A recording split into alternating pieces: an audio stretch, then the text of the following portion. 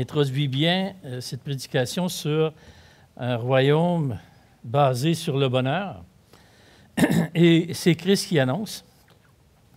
J'aimerais qu'on entreprenne en partant la lecture de la parole, s'il vous plaît, dans Matthieu 5, versets 1 à 12. Bien,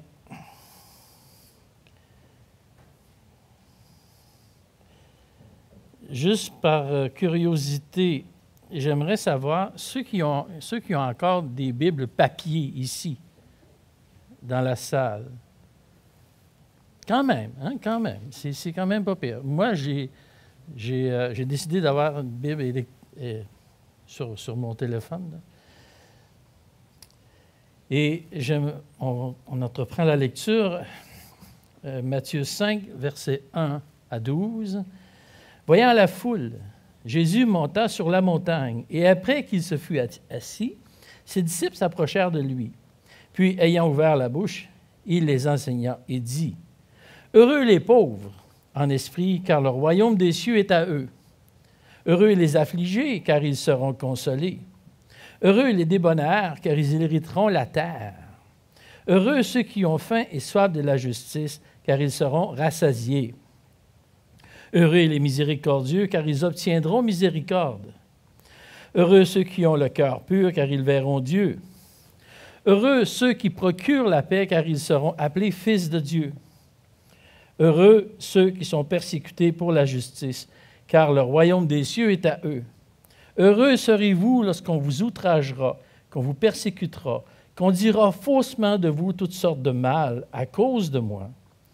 Réjouissez-vous et soyez dans l'allégresse, parce que votre récompense sera grande dans les cieux, car c'est ainsi qu'on a persécuté les prophètes qui ont été avant vous. » Bien, j'ai intentionnellement, j'ai réduit au minimum la présentation d'un PowerPoint. Voici la première image et voici la dernière image. Donc, ce n'est que le verset 1 à 12 que je vais vous présenter. Nous avons l'image d'un phare. Vous savez ce que c'est un phare? Un phare, c'est une belle lumière, c'est une belle bâtisse. J'aime beaucoup les architectures de phares. Et sur mon frigidaire, j'y collectionne des petites figurines, là. Et puis, lorsque je vais en voyage, que je vais à un phare, je fais un détour pour aller voir le phare. Je trouve ça très beau. Mais ce n'est pas juste beau. Un phare, c'est un guide. Hein? On dit qu'un phare, ça va empêcher les bateaux de s'échouer sur des écueils. Ça va diriger aussi. Ici, ce que vous avez présentement devant vous, c'est la carte des phares. On parle de textes qui sont des textes phares, des textes qui servent de guide, qui fait en sorte que nous ne nous échouerons pas sur quelques écueils. Maintenant, c'est juste un texte, c'est juste une carte. Mais qu'est-ce qui arrive lorsqu'on arrive dans la réalité de notre vie? Ce n'est pas juste de dire « j'ai une belle carte », mais lorsque je vois le phare dans ma vie, je devrais y faire attention. Et c'est exactement ça à quoi sert le texte que nous avons, à être capable de dire quelque part « oh, il faut que je fasse attention, il faut que j'aie la bonne attitude ». Et remarquez ce mot « attitude », remarquez le mot « caractère », car c'est exactement ce que le Seigneur veut qu'on s'occupe de notre caractère. Bien, les béatitudes, les bénédictions du royaume, texte très connu à travers le monde. Bien sûr, connu par le peuple de Dieu, on ne peut pas passer à côté. Je dois dire même que c'est un texte que nous devrions lire, relire et s'en imprégner. Si quelques-uns d'entre vous, ou vous, peut-être sur YouTube, vous avez l'intention d'apprendre un texte par cœur, et vous cherchez quel texte que je devrais apprendre par cœur, le Sermon sur la montagne est un très bon texte pour apprendre par cœur, à cause justement de ses propriétés de phare, de quelque chose qui est vraiment un guide. Mais c'est aussi connu Ce texte-là, il est aussi connu des hommes qui ont aimé l'éthique du texte, mais sans se préoccuper de la personne de Jésus. Mohandas Gandhi a été un grand admirateur de ce texte, mais malheureusement, pas de son auteur. Karl Marx, le père du communisme, a utilisé une forme séculaire de ce texte-là, du Sermon sur la montagne, pour donner un sens à sa philosophie communiste.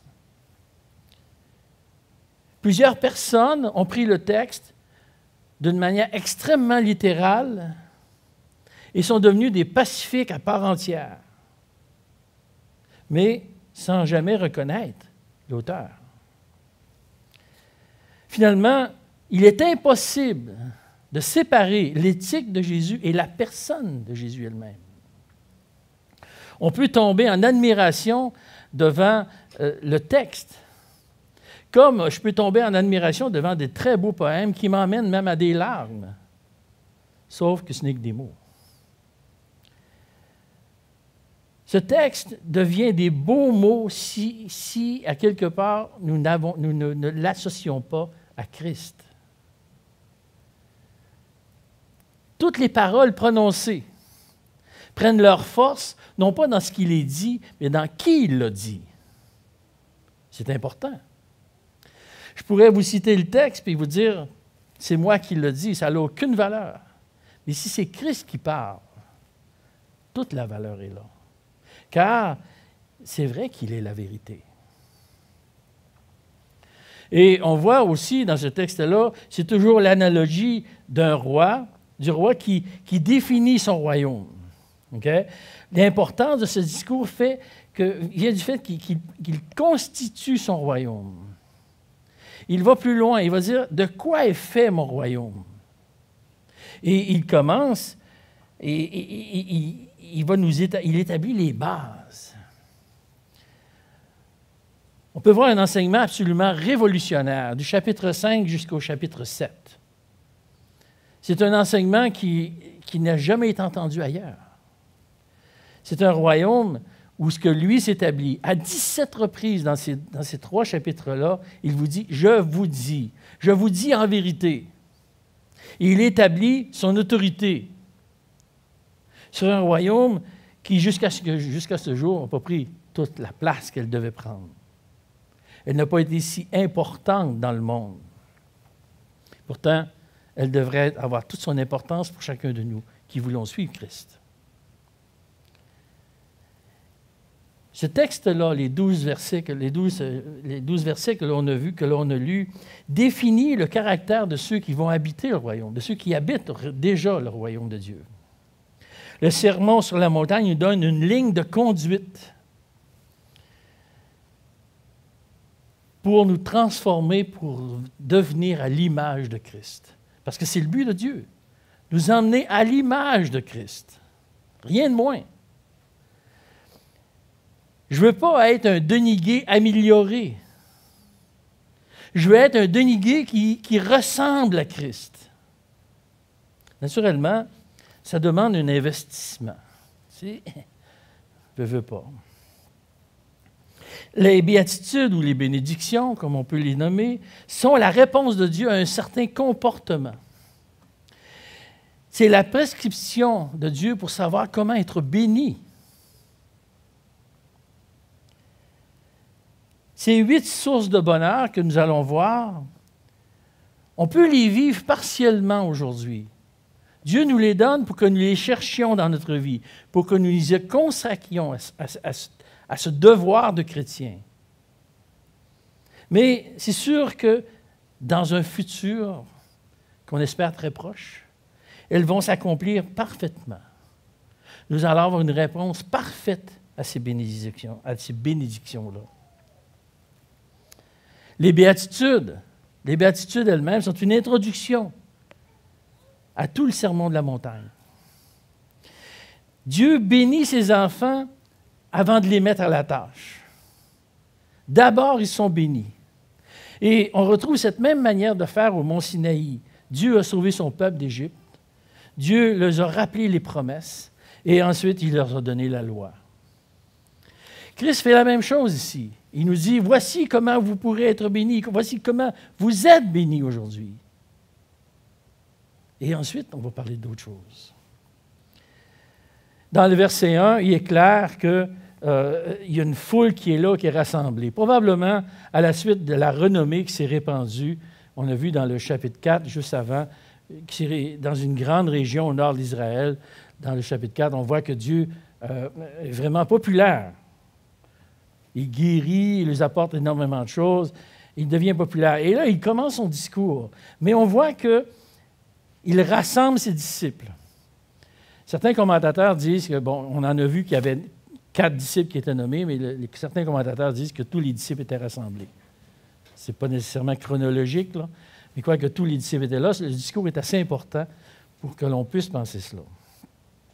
Et le discours a pour but d'enseigner ses disciples et par le fait même, nous enseigner nous-mêmes si vous voulez appartenir à Christ. Et on commence.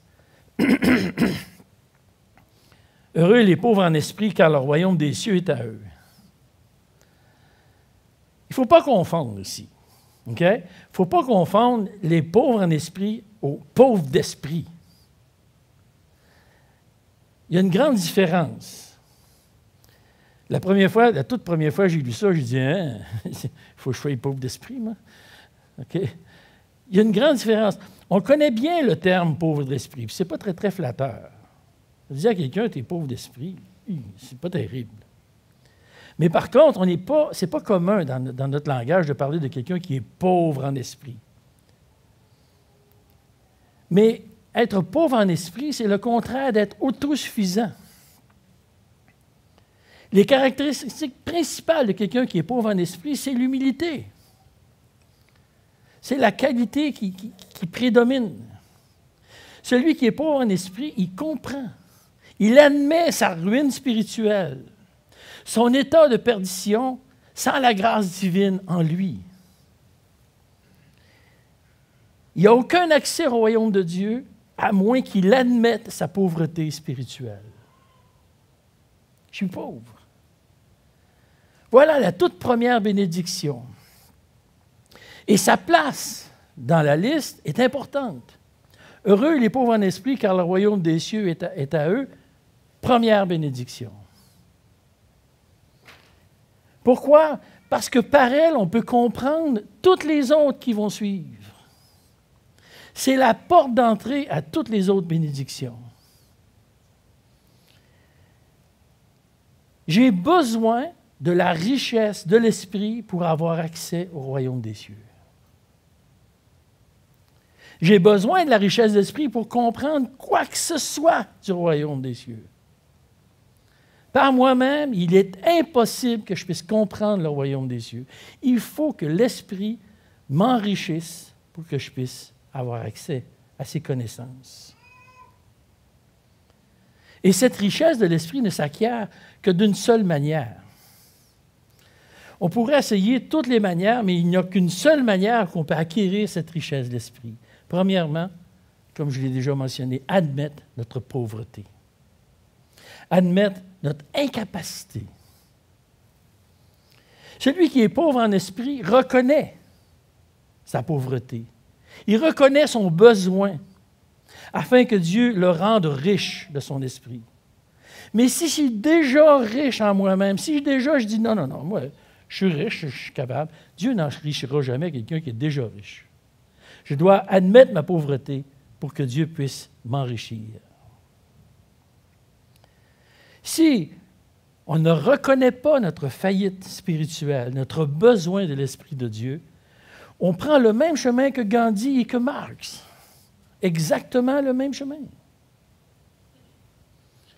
La deuxième étape pour acquérir cette richesse est de confier notre pauvreté à Christ, qui est mort sur la croix pour nous donner la vie, pour nous rendre riches en esprit.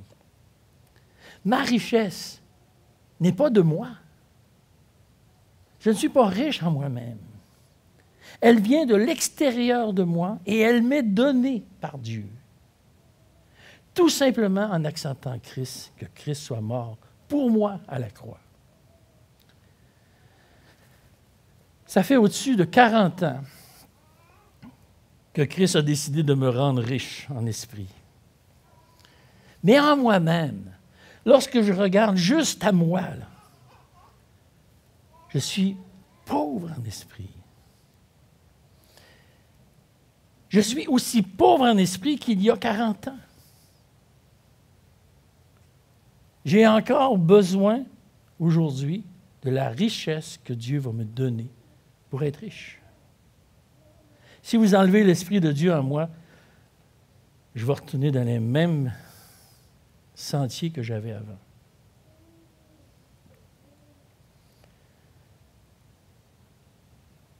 Dieu a voulu m'enrichir de son esprit et me faire participer au royaume des cieux.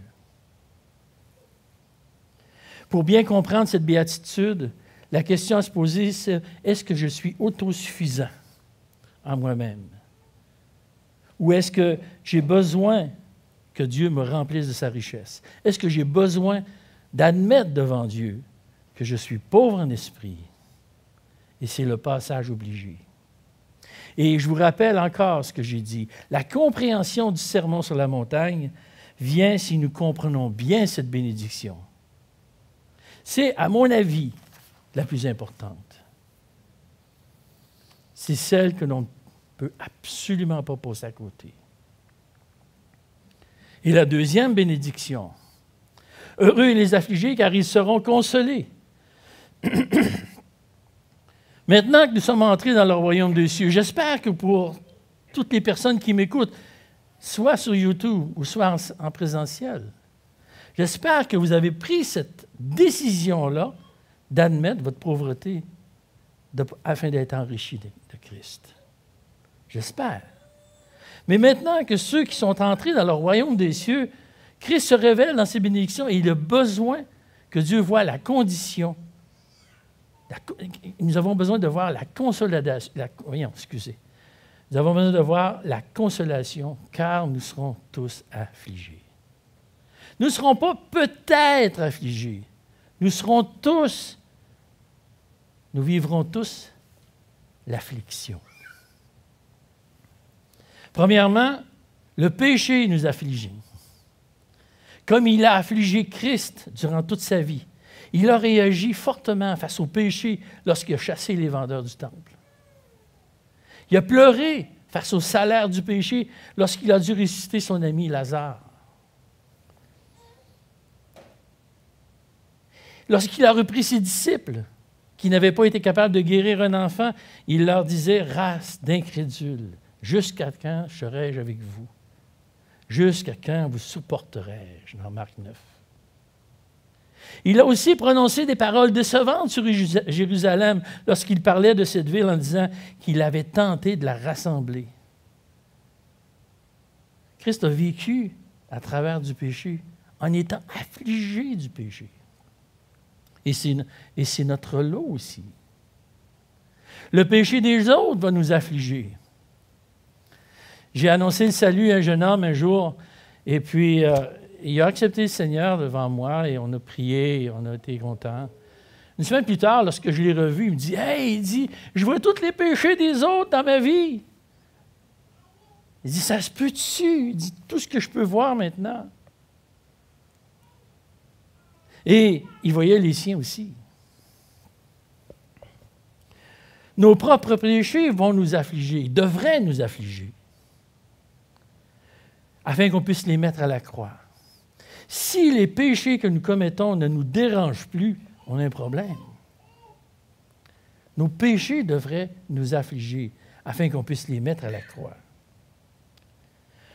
Les synonymes d'affliger, okay, c'est abattu, affecté, éprouvé, attristé.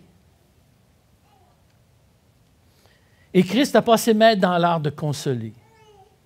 C'est le consolateur parfait.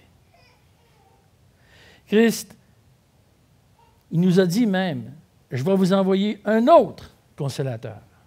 Vous vous rappelez de ce texte-là. Je vais vous envoyer un autre consolateur qui s'appelle l'Esprit Saint. L'Esprit Saint qui va vous parler du premier consolateur qui est Christ. Notre consolation face au péché vient de la personne de Christ et de nulle part ailleurs. La seule consolation nous vient de Christ. Et si nous sommes affligés, allons à Christ.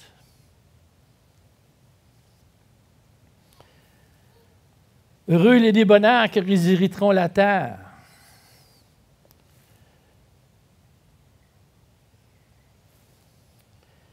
Être débonnaire peut être traduit par être humble, gentil, pacifique. Ces qualités aujourd'hui ne sont pas trop valorisées. Le terme débonnaire, du temps que le discours était prononcé, signifiait aussi le manque de bien, la pauvreté. Et la pauvreté accompagnait souvent celui qui était débonnaire. Et voici le lien qui est fait avec l'héritage terrestre. Beaucoup de promesses sont attachées aux conditions que nous vivons en tant que chrétiens. Et c'est une grâce. Je n'ai pas assez d'imagination pour vous dire c'est quoi ça, hériter de la terre. Ça me semble quelque chose d'absolument énorme. Hériter de la terre. J'ai déjà hérité de 5 000 $ puis j'étais fou comme un balai. Là, Dieu me dit que j'hériterais de la terre. Mais au départ, Dieu a créé la terre afin qu'elle soit assujettie à l'homme. Dieu a créé la terre pour que l'homme puisse s'en occuper sérieusement. Et il s'en est très mal occupé. Mais ce verset dit que la terre est réservée maintenant à ses enfants. J'aimerais vous citer George MacDonald, un monsieur depuis bientôt un siècle qui est décédé, mais il y a eu cette phrase. « Nous ne pouvons voir le monde comme Dieu le prévoit pour l'avenir, à moins que notre âme ne soit caractérisée par la douceur. Dans la douceur, nous en sommes les seuls héritiers. Il n'y a que la douceur qui purifie la vision spirituelle, afin de voir les choses de Dieu telles qu'elles sont, sans y mélanger ni imperfection, ni impureté. »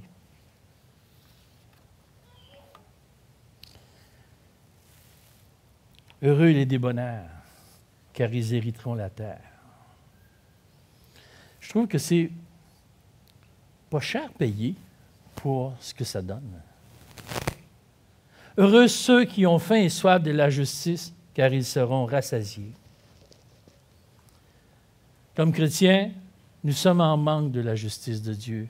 Et on le voit très bien aujourd'hui. C'est facile à voir comment la justice de Dieu n'est pas de ce monde. Et on est un peu comme la création qui soupire et qui souffre, comme Paul le disait dans Romains 8. Aussi, la création attend-elle à un ardent désir la révélation des fils de Dieu. Car la création a été soumise à la vanité, non de son gré, mais à cause de celui qui l'y a soumis, avec l'espérance qu'elle aussi sera affranchie de la servitude de la corruption, pour avoir part à la liberté de la gloire des enfants de Dieu. Or, nous savons que jusqu'à ce jour, la création tout entière soupire et souffre les douleurs de l'enfantement. Avez-vous faim et soif de la justice de Dieu?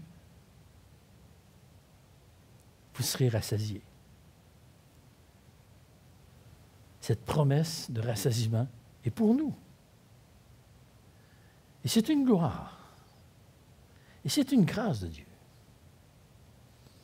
Heureux les miséricordieux, car ils obtiendront miséricorde. Voici un sujet qui touche une caractéristique fondamentale de Dieu. Lorsque Dieu s'est présenté à Moïse, il s'est lui-même présenté et tout d'un coup, dans Exode 34, Moïse entend cette phrase, « L'Éternel, Dieu miséricordieux et compatissant, lent à la colère, riche en bonté et en fidélité. » Voilà comment Dieu se présente, voilà comment Dieu se proclame lui-même. Un Dieu miséricordieux. Si mon désir est de faire partie de ce royaume des cieux, cette caractéristique qui se retrouve complètement en Dieu devrait aussi se trouver en développement en nous. On devrait développer cette qualité, développer cette attitude. Ça devrait faire des traces dans notre caractère à être miséricordieux. Il est important de comprendre que c'est en développement. Parce que le royaume des cieux, c'est quelque chose de nouveau pour nous, complètement nouveau. Même après des années, même après 40 ans, le royaume des cieux est encore nouveau et j'ai encore quelque chose à acquérir. J'ai encore quelque chose à conquérir. Je vais conquérir la miséricorde de Dieu pour ma vie.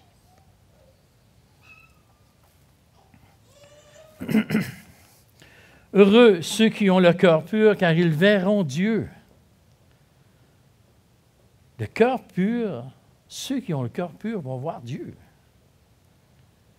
Qui d'entre vous, à main levée, veut voir Dieu? C'est bien. Je ne m'attends pas à ce qu'il y ait des mains qui descendent. Moi aussi. Mais voir Dieu aujourd'hui, j'en meurs. Si je vois Dieu aujourd'hui, je meurs. C'est Dieu qui disait à son ami Moïse encore, « Tu ne pourras pas voir ma face, car l'homme ne peut me voir et vivre. » Mais voilà, il nous dit que la condition qu'il met là va me permettre de voir Dieu dans la pureté de mon cœur. Je vais pouvoir voir Dieu. La purification de notre cœur, c'est un mode de vie. Ce n'est pas juste quelque chose que l'on fait une fois de temps en temps ou quand ça donne ou quand on a le temps. C'est un mode de vie. Dieu se préoccupe de la pureté de mon cœur. Et il nous enseigne à le faire. Plusieurs endroits. Dans le psaume 32, il dit « Je t'ai fait connaître mon péché, je n'ai pas caché mon iniquité. » Dans le Proverbe 28, il dit « Celui qui cache ses transgressions ne progresse point, ne prospère point, excusez. Mais celui qui les avoue et les délaisse obtient miséricorde. » Dans 1 Jean 1, « Si nous confessons nos péchés, qu'il est fidèle et juste pour nous les pardonner, et pour nous purifier de toute iniquité. » Un cœur pur. Un cœur pur demande de rechercher le péché dans notre vie. Ça demande de faire des introspections et de dire, quel est le péché qui est dans ma vie? Qu'est-ce que je dois changer dans ma vie? Rechercher le péché dans notre vie, non pas pour se condamner. C'est pas ça que Dieu veut qu'on fasse. Mais pour les confesser. Pour les confesser en disant, j'avoue Seigneur, j'ai de la misère avec cette chose-là. Et ce matin, j'étais en train de prendre mon café, puis je méditais là-dessus, puis je me disais, oh, que j'en aurais long à dire. J'aurais pas le temps d'aller à l'Assemblée, je pense, ce matin. J'en aurais trop à dire. Mais je les ai mis devant Dieu. Je les ai confessés. Et j'ai cette foi en moi que Dieu a purifié mon cœur. Dans cette confession des péchés à Dieu, qui conduit à la purification, il est attaché à une progression. Il est attaché à un avancement dans la sainteté. Ce que je fais, si ce n'est pas correct, puis que je le confesse à Dieu, j'en suis conscient et je veux abandonner mon péché. Voilà pourquoi c'est un mode de vie. Voilà pourquoi, en d'autres mots, c'est une situation qui doit être constante entre Dieu et moi. Ça doit être une constante de confesser nos péchés, de les chercher et de les mettre devant Dieu.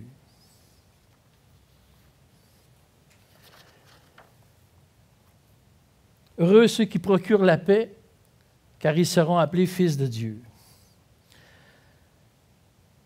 Ce trait de caractère paisible, semble être en contradiction avec les paroles du Seigneur lorsqu'il dit dans Matthieu 10, « Ne croyez pas que je sois venu pour apporter la paix sur la terre. Je ne suis pas venu apporter la paix, mais l'épée. » Tu nous demandes de procurer la paix, mais tu es venu mettre la guerre. C'est quoi l'idée? Mais ce que Christ nous dit, c'est qu'il est venu pour provoquer beaucoup de controverses. Sa venue provoque beaucoup de controverses, beaucoup de guerres. Et l'histoire lui donne raison. Beaucoup de guerres face à l'opposition de ce que Christ emmène, de sa personne même. Mais il est question ici de notre attitude. L'enseignement de Paul confirme cet enseignement dans Romains 12 lorsqu'il dit « S'il est possible, autant que cela dépende de vous, soyez en paix avec tous les hommes. » Et la béatitude nous dit que c'est une caractéristique d'un fils de Dieu. On va reconnaître que nous appartenons à Dieu, on va reconnaître que nous sommes fils de Dieu par la paix que nous procurons. Je vous rappelle ici que ce n'est pas la paix que nous avons, mais c'est la paix que l'on procure. Je peux être très en paix avec moi-même, puis faire toute ma vie comme ça, mais est-ce que je fais en sorte que l'autre à côté de moi est aussi en paix? Est-ce que je fais en sorte que l'ennemi même qui est à côté de moi soit en paix?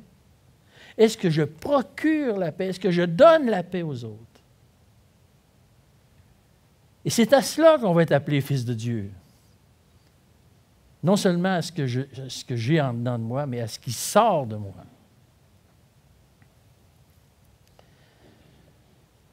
J'ai rassemblé les versets, la 8e bénédiction, c'est-à-dire du verset 10 jusqu'au verset 12, en une seule bénédiction, car je crois que l'un complète l'autre. Heureux ceux qui sont persécutés pour la justice, car le royaume des cieux est à eux. Heureux serez-vous lorsqu'on vous outragera, qu'on vous persécutera, qu'on dira faussement toutes sortes de choses, toutes sortes de mal à cause de moi. Réjouissez-vous et soyez dans l'allégresse, parce que votre récompense sera grande dans les cieux, et car c'est ainsi qu'on a persécuté les prophètes qui ont été avant vous. Christ s'adresse à nous en regardant notre attitude. Encore une fois. On peut voir la persécution comme une injustice. C'en est une, c'est vrai. La persécution est une véritable injustice. Mais la difficulté, c'est d'avoir la bonne attitude vis-à-vis de la persécution. Bien sûr, en face de l'injustice, on a le goût de se lever, on a le goût de serrer les poings, puis on a le goût de passer à l'action. Mais ce n'est pas ce que Dieu recherche. Ce n'est pas ce que Dieu nous demande de faire.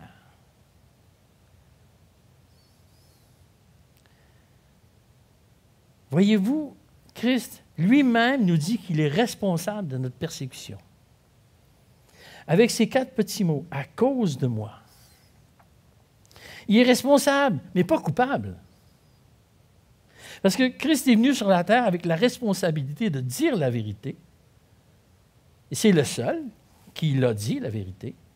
Et de mettre en lumière la justice de Dieu. Il l'a fait de manière parfaite. Il a fait exactement ce qu'il avait à faire. Et le bonheur annoncé par Christ, « Heureux serez-vous lorsqu'on vous outragera ». Le bonheur ne vient pas de l'outrage. Le bonheur vient du fait que nous faisons la volonté de Dieu. C'est là le bonheur. C'est là être heureux, faire la volonté de Dieu. Quand je suis venu au monde, il y a déjà un bon bout de temps, Dieu m'a regardé et il a dit, « Tu es venu au monde pour faire ma volonté. » Je me suis rébarbé, j'ai été rebelle longtemps, mais je suis content parce qu'aujourd'hui, j'ai plus de temps où j'ai donné ma vie à Dieu que de temps sans avoir donné ma vie à Dieu. C'est un des avantages de l'âge. Gloire à Dieu. Mais j'aimerais vous conter une expérience que j'ai vécue en relation avec ce verset-là. J'étais dans une conférence à Toronto. On passait 3 jours là en conférence. C'était vraiment intéressant. Et la fin de la conférence, dans la fin de l'après-midi, il y a un groupe de jeunes qui arrivent, qui disent « On s'en va évangéliser dans les rues de Toronto. Qui vient avec nous? » J'ai « Oui, yeah, j'y vais. Yeah. » Et on embarque dans l'auto, puis on s'en va dans le centre-ville de Toronto. Tout le long dans l'auto, je dis « Pourquoi j'ai dit oui? Pourquoi j'ai dit oui? Dans quoi je me suis embarqué? » J'étais impulsif, hein, puis des fois, ça me joue des tours. Oh!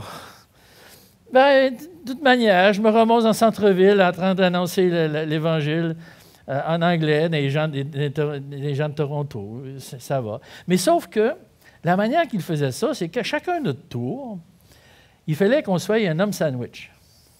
Okay? C'est-à-dire que tu prenais, vous savez ce que c'est un homme sandwich? Un panneau en avant, un panneau en arrière, puis là, il y a des versets décrits, puis toi, tu annonces l'Évangile. C'est beau parce que le panneau était peinturé en blanc, puis la tête qui dépassait est toute trop rouge. Mais voilà, j'annonce l'Évangile, puis il y a un monsieur qui arrive en vélo, puis là, j'annonce l'Évangile, il me crache dessus. OK, une chance, j'avais l'homme sandwich, parce que je serrais les poings en dessous, puis ça n'a pas paru. Mais j'avais pas des belles pensées, là. OK? Sauf que ça s'est terminé, puis j'ai rembarqué dans l'auto, puis j'ai esquissé un sourire. J'étais seul avec moi-même, puis j'ai esquissé un sourire. J'étais heureux. Je m'excuse. J'étais heureux d'être outragé pour la gloire de Dieu. J'étais content. Et j'ai compris ce verset-là. Heureux ceux qui sont persécutés pour la justice, pour le royaume, car le royaume des cieux est à eux. Heureux serez-vous lorsqu'on vous outragera. Sur le coup, c'est pas drôle. Mais de rentrer en soi-même, de réaliser qu'on fait la volonté de Dieu, wow! C'est ce qui rend heureux. Christ va même plus loin. Il parle de se réjouir et d'être en allégresse. Être en allégresse, avoir une grande joie. Je comprends qu'on peut être heureux, on peut ressentir une certaine joie à faire la volonté de Dieu. Mais je confesse à Dieu, puis je vous confesse à vous, là, que j'ai un peu de misère à aller jusqu'à la grande joie et l'allégresse. J'ai de la misère à comprendre ce verset-là.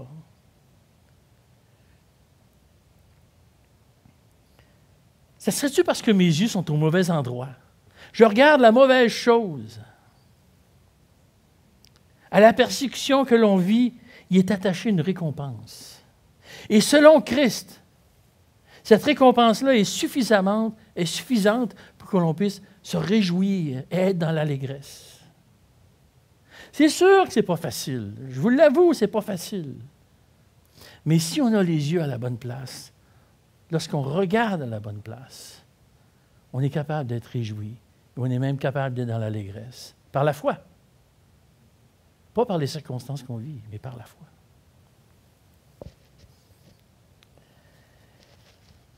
Et il nous dit que chaque prophète, chaque serviteur, chaque servante va être touché par la grâce et bénéficie des récompenses attachées aux persécutions. Par la foi, je peux me réjouir dans les promesses de Dieu. Par les récompenses. Parfois, dans tout mon orgueil, je me dis que je n'ai pas besoin des récompenses. Hein? On se gonfle le torse un peu, et on dit, moi, c'est par dévotion, c'est par service de Dieu, il est pur, je ne fais pas ça pour les récompenses. Foutaise!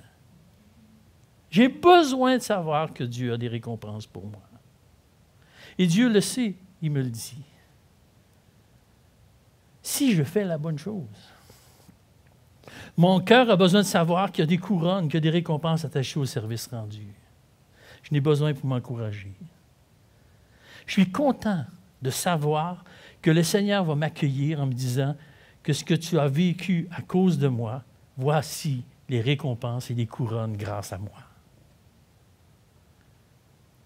Et humblement, je veux les prendre, ces récompenses-là, parce que j'ai servi le Seigneur, parce que j'ai fait la bonne chose. Les béatitudes et le reste du sermon sur la montagne est plus qu'important. Si vous désirez devenir des disciples de Christ, et non pas juste être à la traîne des derniers pas, si vous voulez vraiment être un disciple de Christ. Dans les premiers siècles, les exigences pour devenir disciple étaient qu'ils devaient apprendre par cœur tout le sermon sur la montagne, chapitre 5 ou chapitre 7, et de s'efforcer de l'appliquer, de s'efforcer intentionnellement. Vous savez ce que ça veut dire intentionnellement? J'ai l'intention de. Je vais faire des pas dans ce sens-là, c'est-à-dire en être conscient des lacunes. Dans les 8 bénédictions que j'ai vu plein de lacunes qui empêchent la progression d'être un disciple. La première chose que Dieu veut que je travaille dans ma vie, c'est mon caractère. La toute première chose que je dois travailler dans ma vie, et probablement dans la vôtre aussi, c'est votre caractère. Ensuite, vos convictions. Et ensuite, vos compétences. Mais le caractère, l'attitude qu'on va puiser dans notre caractère, que l'on doit avoir. On a vu dans les béatitudes un exposé sur le caractère du chrétien. Dans toute l'élaboration de la constitution du royaume, Christ fait du caractère de ceux qui possèdent le royaume une priorité. Il nous met en face de notre responsabilité comme bénéficiaires du royaume. Et je peux faire le lien. Comme résident canadien, faisant partie du Dominion du Canada, il y a des valeurs que je dois respecter. Je dois m'efforcer de respecter les lois. Je n'ai pas le droit de maltraiter mon épouse ou mes enfants. Peut-être qu'en dans d'autres pays, ils ont le droit de le faire. Mais ici, au Canada, je n'ai pas le droit de le faire. Et je pourrais lire un article qui dirait que tu n'as pas le droit de faire ça. Je dois respecter la liberté de religion, la liberté de parole, et toutes les libertés, il y en a beaucoup. Et lorsque j'ai élevé mes enfants, je les ai élevés, ce sont ces valeurs-là.